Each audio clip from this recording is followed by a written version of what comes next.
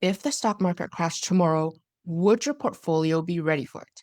Many investors panic and sell at the worst possible time, but smart investors position themselves before the crash happens. And smart investors also have a good investing mindset where they view these crashes as opportunities. But if you're looking for ways to not just have your portfolio completely exposed to the stock market, I'm going to share with you in this video 3 ETFs that can help protect your portfolio, generate steady income that are higher than dividends, and give you a peace of mind even when markets get ugly. I'm not saying sell your entire portfolio and pump it into these 3 ETFs. These are good additions to your portfolio that you're currently holding, and hopefully it's a good core portfolio. The first ETF, very straightforward. It's the BMO Low Volatility Canadian Equity ETF. So this equity ETF holds consumer staples companies, right? So companies like Metro, Loblaws, supermarkets, utility companies, Dollarama, Waste Connections, and they're low volatility and they're considered defensive because no matter what happens, even in downturns, people still have to go buy groceries. They still have to pay for their utilities. People start cutting back on their discretionary spending and they're finding ways to save money. So they're shopping at places like Dollarama. No matter what happens, you need your trash, your recycling picked up. So waste management companies like Waste Connections is in here. So this ETF is considered a low to medium risk. A lot of the broad market ETFs like S&P 500, they're considered medium risk, but in this case, it's a low to medium risk. And that's because they're generally lower in volatility. They also pay dividends. Dividends come from more stable, profitable companies. And usually, even during these downturns, they will continue to pay out their dividends. Okay, so the pros of this ETF is there's stability, there's income because of the dividends, and they are considered recession resistance in the sense that they hold consumer staples, defensive stocks. And the downside is when times are really good, there's a raging bull market, these types of companies are not going to outperform or even keep up with the performance of the companies such as discretionary spending companies or the tech companies like Tesla's and Nvidia's.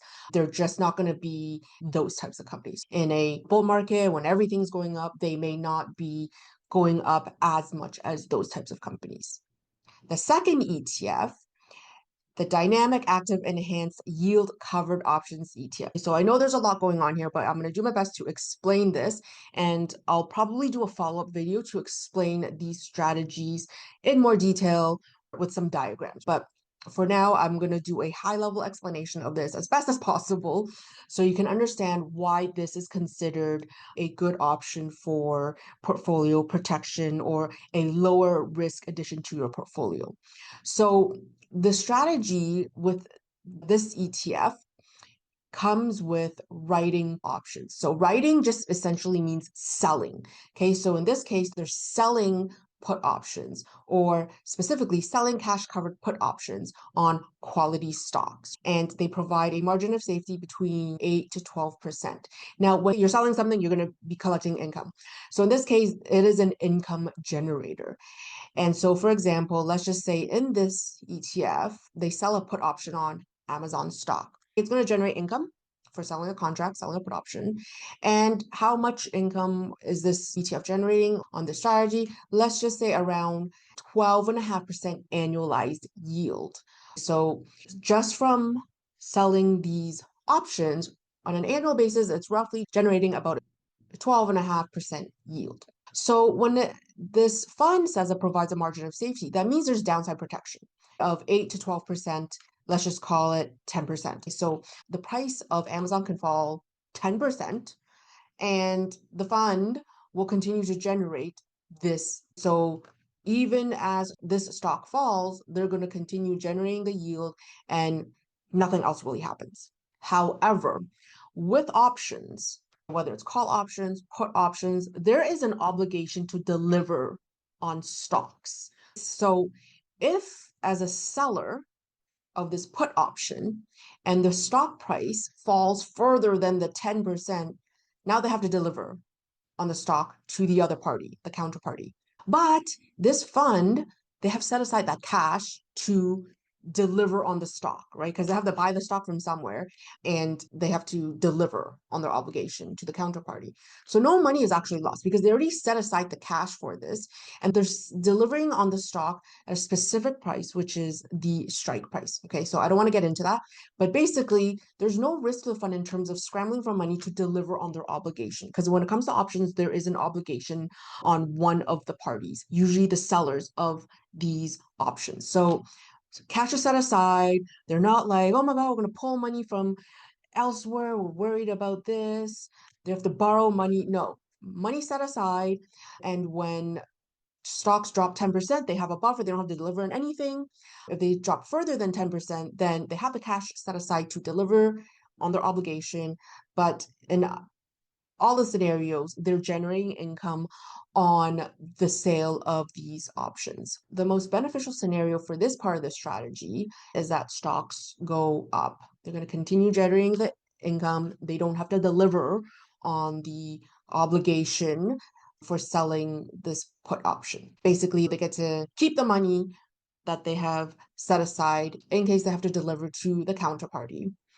Now, the second part of the strategy is writing covered call options, selling covered call options. Again, income generator, because when you're selling options, you're generating income. So in this case, covered call options means that this fund, they own the underlying shares. So let's just say they own Amazon. Now they're going to sell call options on these shares that they own. That's going to generate the income. Think of it as around 10% annualized yield. The worst case scenario is when the prices go up. If the prices go up, again, they have to deliver the shares to the counterparty, but they're going to continue earning money from selling the call options, right? But they already own the underlying shares. So the worst case is they have to give up the shares that they own. Again, there's no scrambling to deliver on the obligation. They're not like, oh my God, where are we going to get the shares? The stock prices have gone so far up. Do we have to buy at such high prices? No, they already own the underlying shares. So it's okay, here you go, we have it. So again, that's part of why this strategy has a lower risk when it comes to derivatives and these types of strategies. So they're basically mitigating their downside.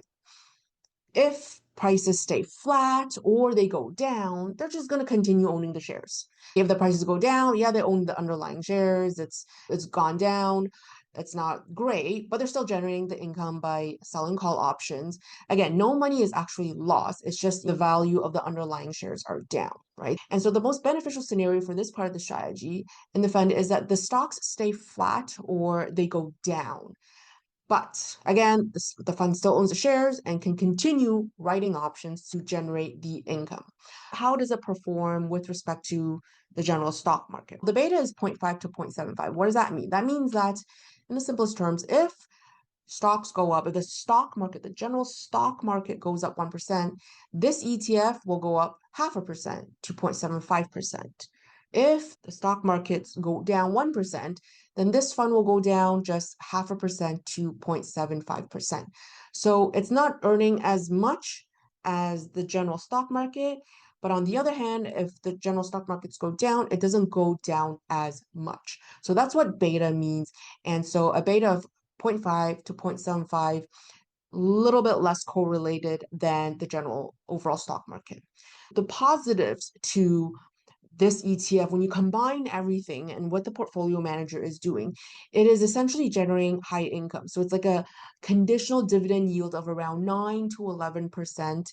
And so when you compare this to holding blue chip stocks, right? Say the Walmarts or Microsoft's, blue chip companies, the RBCs that generate like a 1% annual dividend, a couple percent. This ETF provides substantially larger dividends through this strategy. So good for stable, recurring income.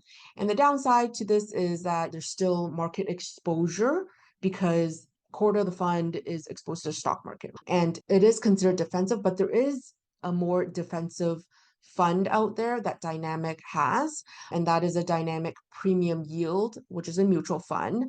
I'll talk about that later on. Another downside is there's capped upside for this ETF. Okay, but again, we're not talking about unlimited, like all the upside in the world. We're talking about portfolio protection and generating stable income. The third ETF, again, similar to part of the previous ETF, is a Harvest Diversified Monthly Income Fund. This strategy uses covered call options, the strategy that I just explained up here, the second part of that fund's strategy. It provides high, steady income in flat or down markets. Investors are expecting roughly like 10% annual yield with a monthly payout. This is high income. So this pairs well with dynamic funds because dynamic strategy, this one, majority, like over 60% of the strategy is focused on this part of the fund. So it pairs well. One focuses on put options, the other focuses on calls. So there's a good balance. Again, very high income, but capped upside in strong markets.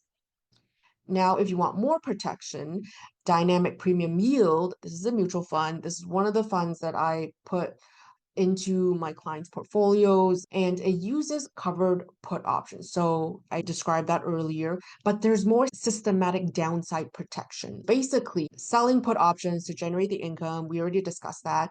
But when the stocks fall, it triggers a buy on quality stocks. There is long-term capital appreciation on quality stocks. So they get to buy good quality stocks at a discount. Overall, it generates around 7.5% yield, so there's solid cash flow. Again, this is a more defensive fund compared to this one, DXQ, and has a beta of 0.3 to 0.5. So again, if the stock markets go up 1%, this fund will go up 0.3 to 0.5%. But if the overall stock markets drop 1%, it's going to only go down 0.3 to 0.5%. So it has a lower beta. That means there's less correlation to the stock markets compared to the other dynamic ETF. So the pros of this, there's income, there's good cash flow on it, there's capital appreciation potential because again, when stocks drop, it triggers a buy on quality stocks. It's between a low and medium risk profile. The downside to this is again, when stocks are raging, there's a bull market, the performance can lag. If you found this video helpful and want more strategies to grow and protect your wealth, make sure to hit that like button and subscribe to my channel. That way you won't miss any of my upcoming videos on investing smarter, paying less tax, and building financial freedom.